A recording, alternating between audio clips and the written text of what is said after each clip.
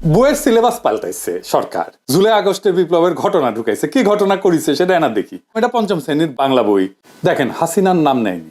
পরে মনে হয় পুলিশের দায় শুধু, আওয়ামী লীগ নাই, ছাত্রলীগ নাই, গণঅভ্যুত্থানের বিরুদ্ধে মেইন কালপ্রিটের নাম নাই। এরা বাচ্চাদের কি শিক্ষা দিতে চায়? যদি বইয়ে হাসিনার নামই লেখা না হয়, আওয়ামী লীগের নামই লেখা না হয়, তাহলে গণঅভ্যুত্থানটা হইলো কার বিরুদ্ধে? জনগণ তো হাসিনার বিরুদ্ধে দাঁড়াইছে। পুলিশ তো প্রতিরোধ করতে গিয়ে নিপীড়ন করছে। এই নৃশংস প্রতিরোধের দায় কেবল পুলিশকে দিচ্ছে। কেন হাসিনার নাম কেন নিচ্ছে না? বাচ্চাদের জানা উচিত না হাসিনা জোর করে ক্ষমতায় থাকা এবং তার অপশাসনের বিরুদ্ধে আমরা ফাইট করছি। আমাদেরকে এখনো কারা হাসিনার রাজ্যে রাখতে চাচ্ছে, যে রাজ্যে হাসিনাকে কালপ্রিট বলা যাবে না? তো কে লিখেছে? রাখাল রাহা। ওর আসল নাম সাজ্জাদুল হক।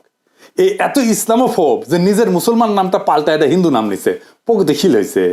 নবম দশম শ্রেণীর বাংলা বইয়ে জুলাই আন্দোলনের ইতিহাস কেন্দ্রিক একটা গদ্য যুক্ত করা হয়েছে।